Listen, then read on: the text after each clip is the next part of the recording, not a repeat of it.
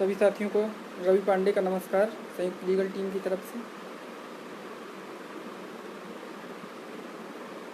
अगर कोई साथी जुड़ पाए हों तो वीडियो का लिंक शेयर कर दीजिए जिससे और भी लोग जुड़ पाएँ। आवाज़ आ रही हो तो एक बार कमेंट करके क्लियर कर दीजिए। हर हर महादेव भाई, अगर आवाज़ आ रही हो तो एक बार शेयर करके क्लियर कर दीजिए। Good evening sir. भाई अगर आवाज़ आ रही हो तो एक बार क्लियर कर दीजिए।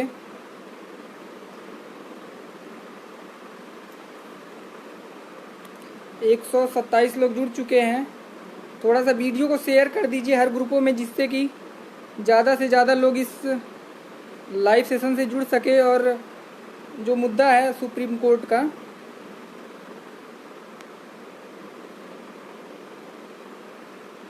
बिल्कुल भाई आ रही है। थोड़ा सा एक बार जितने भी ग्रुपों में आप लोग हों एक बार वीडियो शेयर कर दीजिए, व्हाट्सअप हो या फेसबुक हो।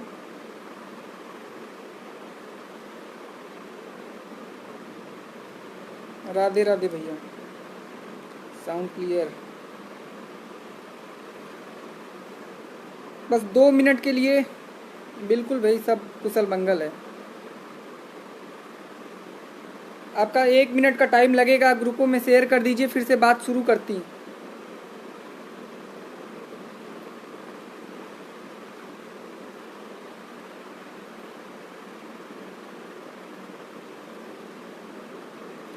तेज बोले थोड़ा भाई, मुद्दों को रखते हुए।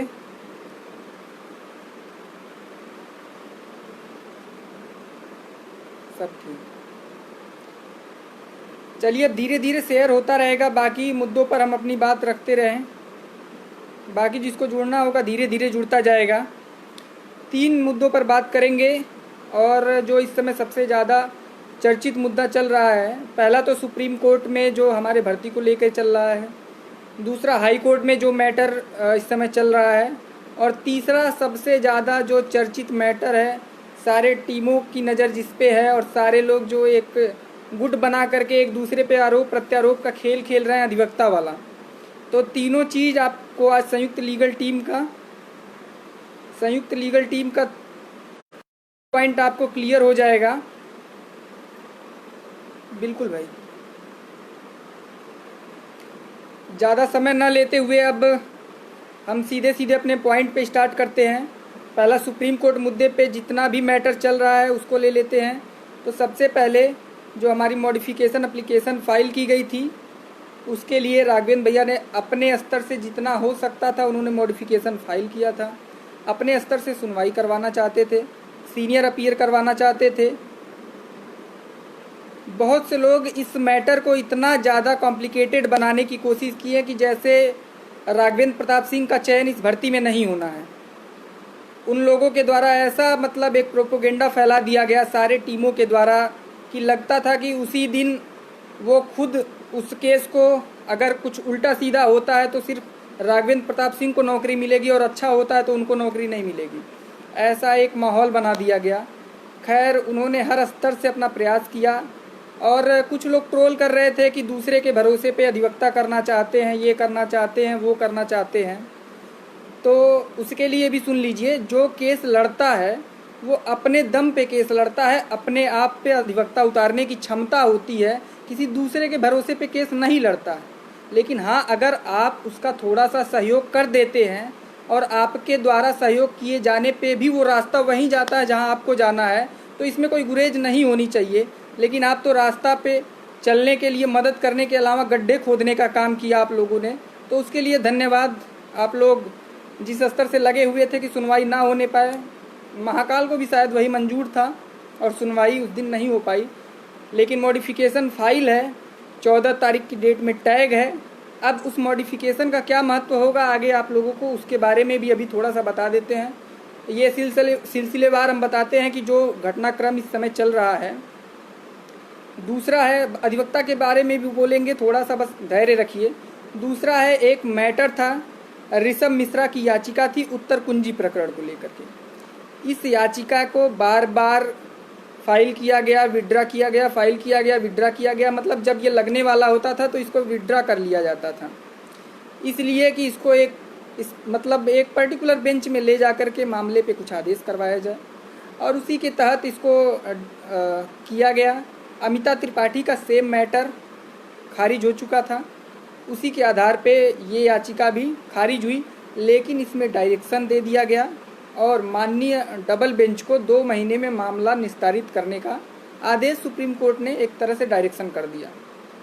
और ये कहते हुए सुप्रीम कोर्ट से उत्तर कुंजी मुद्दा खारिज कर दिया गया। उसके बाद से तीसरा मुद्दा, मतलब सिलसिलेवार एक हमारा मॉडिफिकेशन था। दूसरा मुद्दा जो सुप्रीम कोर्ट में लगा था ऋषभ मिश्रा वाला था। तीसरा मुद्दा लगा हुआ था एक बीएड के लिए, आज के लिए। ये मुद्दा 14 तारीख को टैग कर दिया गया है। इसमें उनके तरफ से अधिवक्ताओं ने, जूनियर अधिवक्ताओं ने पक्ष रखा, कोई भी सीनियर अधिवक्ता नहीं था, उन्होंने पक्ष रखा और मामले को उठा के टैग कर दिया गया। एक चीज़ सोशल मीडिया पे सबसे ज़्यादा आज तैरी की, जो मैंने पोस्ट कर दिया था कि 14 जुलाई को टैग करते हुए और संभावना है 15 जुलाई को सुनवाई हो, तो ललित सर ने जब बोला कि मामले को 14 तारीख को टैग किया जाता है और 14 को इसको सुनेंगे, तो पीएस पटवालिया सर ने बोला कि सर आपकी बेंच 14 तारीख को नहीं है, आप अल्टरनेट पे बैठते हैं। तो उन्होंने बोला रजिस्ट्रार से कि मतलब इसको हम लगाते हैं नेक्स्ट डे में 15 तारीख में। तो उस पर पटवालिया सर ने ये ऑब्जेक्शन किया कि सर 15 को हमारा दूसरा मैटर लगा हुआ, हम अपीयर नहीं हो पाएँ। तो उस पर ललित सर ने बोला कि नहीं, हम 15 को इस मैटर को सुनेंगे ही। तो उम्मीद करते हैं अब काज लिस्ट आ जाए, तो जहाँ तक संभावना है 15 को लिस्ट हो या 14 को, तो ऑलरेडी लिस्ट है मैटर, तो 14 या 15 दोनों के लिए मानसिक स्थिति आप लोग बना के रखिए। तीसरा मुद्दा जो सबसे ज़्यादा चर्चित रहा, और कल की ही बात बता देते हैं, हाई कोर्ट वाले मैटर में। जी बिल्कुल, कुछ लोग 2 चीज़ों पे बहुत ज़्यादा कमेंट कर रहे हैं, वकील कौन होगा और दूसरा राष्ट्रीय पिछड़ा आयोग में क्या मैटर हुआ। तो धीरे धीरे सारे पॉइंट पे आते हैं, इतना ज़्यादा चिंतित ना होइए। वकील भी बताते हैं और राष्ट्रीय पिछड़ा आयोग में क्या हुआ वो भी बताते हैं। लेकिन हाई कोर्ट में 2 मैटर इस समय सबसे ज़्यादा जो चर्चित मैटर है। पहला है कि ATRE 2019 को रद्द कराने के लिए याचिका श्रीमती नूतन ठाकुर मैम के द्वारा पड़ा हुआ है, और उनका कहना है कि भर्ती में धांधली हुई है, इस आधार पर भर्ती को रद्द कर दिया जाए। हालांकि इसमें अभी AG महोदय बहस करेंगे, इसलिए मामला टल गया। AG महोदय जब अपना पक्ष रखेंगे, सरकार काउंटर रखेगी, उसके बाद वो कुछ स्थितियां हैं। संयुक्त लीगल टीम का उस पर भी पूरा नज़र है कि किसी भी तरीके से इस केस में कुछ भी उल्टा सीधा ना होने पाए। उसकी आज एक बानगी आप लोगों को देखने को मिल गई होगी, जो कि राष्ट्रीय पिछड़ा आयोग द्वारा स्टेटस को लगा दिया गया इस भर्ती पे। 69,000 शिक्षक भर्ती पे राष्ट्रीय पिछड़ा आयोग द्वारा एक तरह से स्टेटस को लगा दिया गया। कुछ लोगों के द्वारा सोशल मीडिया पे ये भ्रम फैलाया गया कि इनके पास ये अधिकार नहीं है, ये ऐसा कुछ कर नहीं सकते हैं, इनके अधिकार क्षेत्र में ऐसा नहीं आता है। तो भाई, अगर उनके अधिकार क्षेत्र में ऐसा नहीं आता है तो एक संस्था ऐसे किसी को लेटर जारी करके और उस भर्ती प्रक्रिया पर स्टेटस को जैसी स्थिति नहीं लगाएगी। इस चीज़ को आप लोग भी समझ जाइए और मर्यादा में रहते हुए किसी संस्था के ऊपर टीका टिप्पणी या किसी अधिवक्ता के ऊपर टीका टिप्पणी करने से बचिए। ये बिल्कुल आपको शोभा नहीं देता है कि आप किसी अधिवक्ता पर, किसी संस्था पर टिप्पणी करें, और आप करेंगे तो उसके लिए आपको भुगतना पड़ेगा। हो सकता है कि आप उस मैटर में किसी भी तरीके से दंडित हो सकते हैं। तो उम्मीद करते हैं कि आज के बाद से आप लोग ये नहीं करेंगे। राष्ट्रीय पिछड़ा आयोग को पूरा अधिकार था, उन्होंने स्टेटस को लगाया। हम और राघवेंद्र भैया आज वहाँ पे गए थे, पूरी चयन लिस्ट और उसके साथ साथ सरकार द्वारा जो काउंटर 6 तारीख को दिया गया है माननीय सर्वोच्च न्यायालय में, उस काउंटर की कापी ले जा कर के हमने उपाध्यक्ष महोदय को दिखाई। एक एक चीज़ पे वो संतुष्ट हुए। हमने सीधा सीधा स्पष्ट उनसे इस मुद्दे पर बात रखी कि सर, पूरे रिज़ल्ट में ये सचिव बेसिक शिक्षा परिषद द्वारा या PNP द्वारा जो डाटा माननीय सर्वोच्च न्यायालय में, देश की सबसे बड़ी संस्था में जो डाटा दिया गया है, उसके अनुसार जो सामान्य कैटेगरी में, मतलब अनारक्षित में, वो जनरल वगैरह कुछ नहीं, अनारक्षित में जो कोई भी किसी प्रकार का उस पर आरक्षण नहीं लागू होता है, ऐसे सिर्फ 36,614 अभ्यर्थी मात्र सफल हुए हैं 1,46,000 में। आप लोग खुद समझ सकते हैं कि टोटल सफल कैंडिडेट जो हैं उसके सिर्फ 53%, 69,000 का 50% अनारक्षित सीट है और सिर्फ 53% ही अभ्यर्थी सामान्य कैटेगरी में पास हुए हैं। तो उतने अभ्यर्थी ही नहीं थे कि मतलब आरक्षित और अनारक्षित वाले मैटर में कुछ बवाल हो पाए। सीधे सीधे उपाध्यक्ष महोदय ने बोला कि हमारे पास कुछ डाटा आया है, ये डाटा गवर्नमेंट अपने काउंटर में आकर के सचिव बेसिक शिक्षा परिषद क्लियर कर दें, हम तुरंत अनुशंसा कर देंगे, भर्ती खुल जाएगी। हमारे द्वारा किसी भी प्रकार से भर्ती को रोकने की कोई मंशा नहीं है। हम चाहते हैं सिर्फ और सिर्फ ये भर्ती नियम कानून के दायरे में हो, आरक्षण संबंधी कोई भी खिलवाड़ इस भर्ती में ना हो, जो कि उनका दायित्व था। उन्होंने मामले को संज्ञान में लेते हुए वो चीज़ें की। राघवेंद्र भैया ने एक एक पॉइंट करके उनके सामने सारी चीज़ें रखी कि सर टोटल जो रिज़ल्ट आया है उसका सिर्फ 53% ही अनारक्षित पास हुआ है, बाकी के लोग आरक्षित श्रेणी में पास हुए हैं। उसके बाद से जो चयन हुआ है, अगर वो पूरा चयन भी हो जाए सर तो भी 25% ही चयन हो पाया है। तो कहीं से भी सर आरक्षण नियमों का उल्लंघन नहीं हुआ है। 36,614 में सामान्य भी पास हुआ है, मतलब जनरल भी पास हुआ है, ओबीसी भी पास हुआ। ये 36,614 ऐसे हैं जो अनारक्षित श्रेणी के कट ऑफ को क्रॉस किए हैं, यानी 97 नंबर 97 से ऊपर नंबर लेकर के आए हैं। इन्होंने अपना इसमें जनरल भी है, इसमें ओबीसी भी है, इसमें एससी भी है, इसमें एसटी भी है। तो आप लोग खुद देख लीजिए कि जब ये चीज़ें मतलब सब मिला के ये सफल हुए हैं, तो बहुत से जनरल लोग इसमें बाहर हो गए हैं, तो बहुत से जनरल का सिलेक्शन ही नहीं हुआ, तो कहाँ से ये मामला आ जाता है। लेकिन कुछ लोगों को ये दिक्कत थी। मुझे लगता है कि अगर किसी के साथ अन्याय हुआ है तो आयोग उस पर संज्ञान लेते हुए पूरी चयन सूची को पारदर्शिता के साथ फिर से उस पर कार्रवाई करेगा और फिर से चयन सूची आएगी। लेकिन हमारे द्वारा दिखाए गए साक्ष्यों से वो लगभग संतुष्ट थे और उन्होंने बोला कि बस अगर अपर मुख्य सचिव ये चीज़ ला करके हमको ऑफिशियली देते हैं तो हम इस मुद्दे पर कर सकते हैं। कुछ लोग बोल रहे हैं कि 36,614 जो है वो सिर्फ जनरल है। भाई सरकार का काउंटर उठा के पढ़ लीजिए, अगर थोड़ा बहुत इंग्लिश पढ़ने आता हो तो सरकार का काउंटर उठा के पढ़ लीजिएगा, वहाँ चीज़ें स्पष्ट हो जाएंगी, या जिसे पढ़ने आता होगा उससे जाके पढ़वा लीजिएगा। ठीक है, अब आते हैं दूसरा मुद्दा। सुप्रीम कोर्ट में चल रहा था। 14 जुलाई को सारी टीमें अपने अपने सबसे बेहतरीन अधिवक्ता लेकर के आए। उम्मीद है सब लोग अपने बेहतरीन अधिवक्ता लेकर के आएंगे। बहुत से लोगों को हमारे संयुक्त लीगल टीम के अधिवक्ता में बहुत ज़्यादा इंटरेस्ट है, तो उसको भी बता देते हैं, परेशान होने की ज़रूरत नहीं है। अधिवक्ता का नाम भी आप लोगों के सामने शायद कुछ देर बाद आ जाएगा, पोस्ट के माध्यम से राघवेंद्र भैया के बाल से आ जाएगा। अब आते हैं, एक और मैटर लगा है चयन सूची रद्द में। तो सीधे सीधे राष्ट्रीय पिछड़ा आयोग ने के उपाध्यक्ष ने ये बात बोली है कि हम यहाँ से अनुशंसा करेंगे, उसके बाद अगर कुछ ऐसा नहीं हुआ है तो कोर्ट में भी किसी मैटर का कोई औचित्य नहीं रह जाएगा और कोर्ट में भी सरकार वो डाटा रख सकती है और हमारा अनुशंसा पत्र रख सकती है और ये मैटर क्लियर हो जाएगा। अब आते हैं अधिवक्ता के लिए। सबसे ज़्यादा जो इस समय माहौल बना हुआ है, 3-4 दिन बाद सुनवाई होनी है, अधिवक्ता कौन है? संयुक्त लीगल टीम की तरफ से आपसे वादा किया गया था कि संयुक्त लीगल टीम किसी एक इंसान की टीम नहीं है, इसमें सारे बैचों का समावेश है, सारे सीनियरों का समावेश है, सारे कैटेगरी का समावेश है और उसके बाद सारे लोगों को, उसके बाद थोड़ा सा अपने जानकारी का दायरा बढ़ा लीजिए। जनरल मीन्स यूआर नहीं होता, यूआर में सारे कैटेगरी आते हैं, तो थोड़ा सा अपना जानकारी का दायरा बढ़ा लीजिए।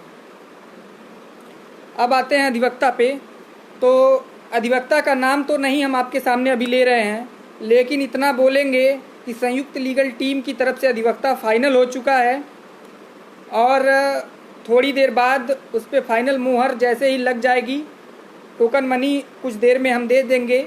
अगर ये स्थिति हो जाती है आज रात में या कल सुबह तक, आपके सामने संयुक्त लीगल टीम के अधिवक्ता की पोस्ट राघवेंद्र भैया के बाल से आ जाएगी।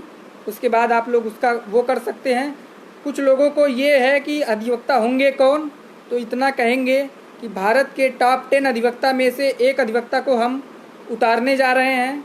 हमारे वकीलों का पैनल अब की ज़बरदस्त होगा और थोड़ा सा अगर आप मेहनत करेंगे तो वो अधिवक्ता आपको एशिया के भी टॉप 10 अधिवक्ताओं में नज़र आएगा। तो मुझे लगता है कि अब अधिवक्ता से संबंधित आप लोगों की समस्या नहीं होनी चाहिए, क्वेश्चन नहीं होना चाहिए।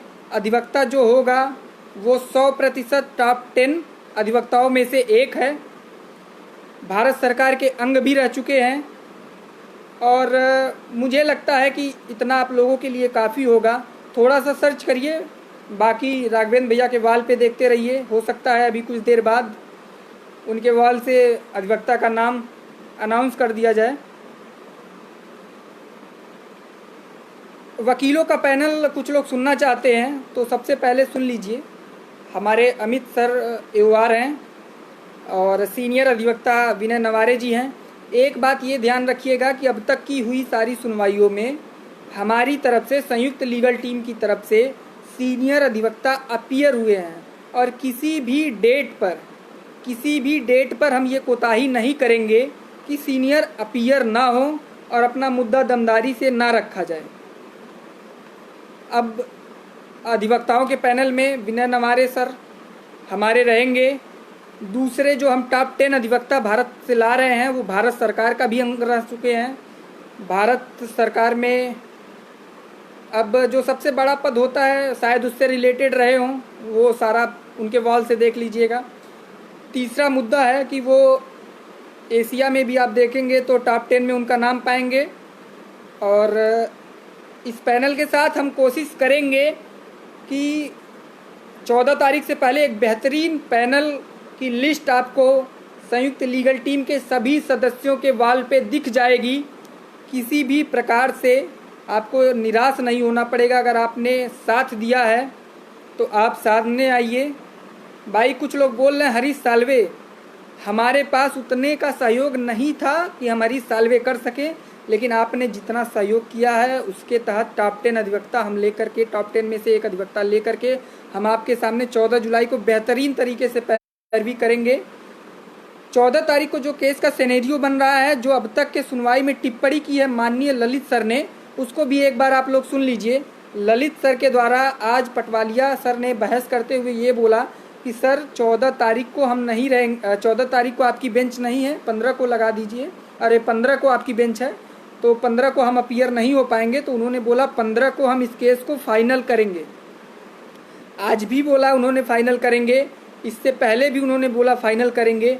तो इस चीज़ के लिए हमें लगता है कि सारे अधिवक्ताओं को तैयार रहना चाहिए कि जब भी हो बेहतरीन तरीके से वार किया जाए और 2 बातों पे बहस होगी। इतने ज़्यादा सीनियर अधिवक्ता उस मामले में अपीयर हो रहे हैं तो मुझे लगता है कि वो बोले हैं कि हम फाइनल बहस करेंगे। अगर फाइनल बहस नहीं होती है तो सिर्फ और सिर्फ 2 मुद्दे पे बहस होगी, एक सरकार की मॉडिफिकेशन, एक राघवेंद्र प्रताप सिंह की मॉडिफिकेशन। 2 ही मॉडिफिकेशन पर बहस होगी।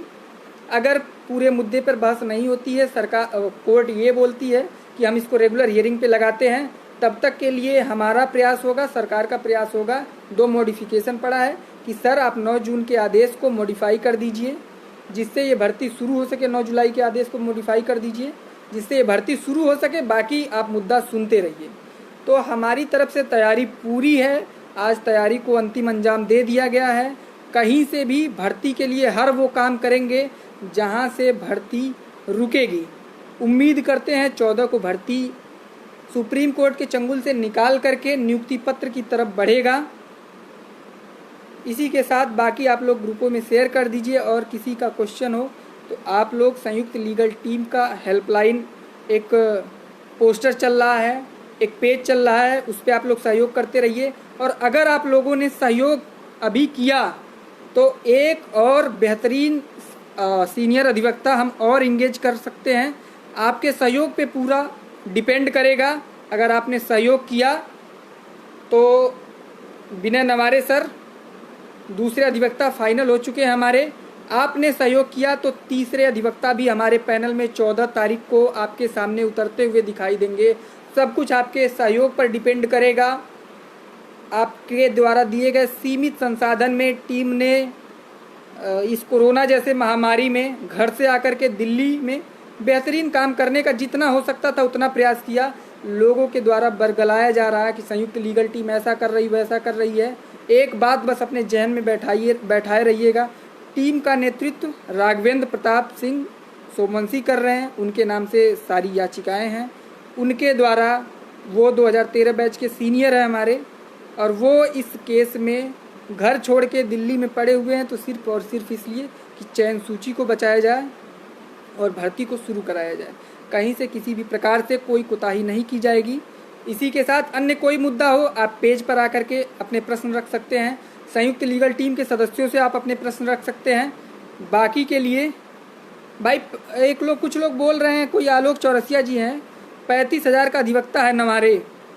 35,000 में अगर तुम एक AOR करके ला दो भाई मेरे, या अपने किसी भी आकाओं से ये बोल दो कि 35,000 में एक AOR सुप्रीम कोर्ट में करके और उनके में दम हो तो एक रसीद वायरल कर दे। बस एक रसीद वायरल कर दें कि हम 35,000 में एक AOR किए हैं तो हम मान जाएं। अरे झूठ उतना ही बोला जाता है जितना पच जाए। 35,000 में अधिवक्ता करने, गजब हाल है भाई। आप लोगों की मानसिकता को सलाम करते हैं। 35,000 में आप ले करके आइए।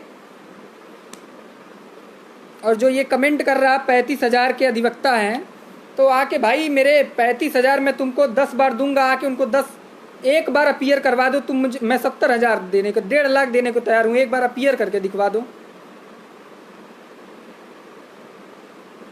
फालतू का मुद्दा लेकर के चले जाते हैं भाई। सबको पता है किसके अधिवक्ता कितने के थे। तो ये चीज़ किसी के टीका टिप्पणी करने से बढ़िया है अपने घर में झांक लीजिए ना कि आपके अधिवक्ता कितने के हैं और कैसे अधिवक्ता लेकर के 14 को आ रहे हैं। दूध का दूध पानी का पानी हो जाएगा, परेशान ना हो कोई। उतना ही किसी पे आरोप लगाइए जितना सहने लायक। 35,000 में चले हैं सीनियर करवाने।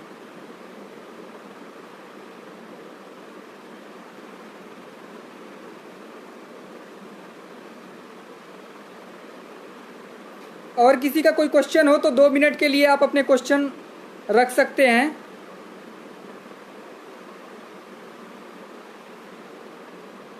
ललित सर 14 तारीख, भाई 14 तारीख को ललित सर रहेंगे या नहीं, वो थोड़ा सा अल्टरनेट वो बैठते हैं, तो 14 को लगभग 90% उनकी बेंच नहीं बैठेगी। बिल्कुल भाई, मानसिक संतुलन बिगड़ गया जो 35,000 में सुप्रीम कोर्ट में अधिवक्ता ला रहे हैं। याची सूची भाई 14 तारीख से पहले सभी याचियों को याची लिस्ट उपलब्ध करवा दिया जाएगा। इसके लिए कोई भी याची परेशान ना हो। राघवेंद्र भैया देखिएगा कौन है।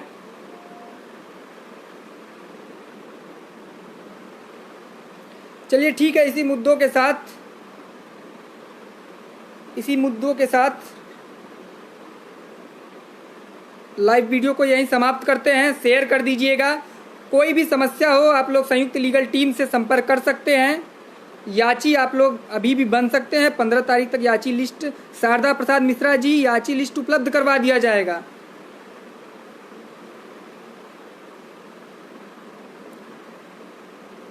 चलिए नमस्कार सभी लोगों को। स्वस्थ रहिए, मस्त रहिए, कोरोना में बचे रहिए। यहाँ पे हम लोग हर मुद्दे के लिए मुस्तैद हैं। 14 तारीख को हो सकता है विजय लेकर के आएँ। धन्यवाद।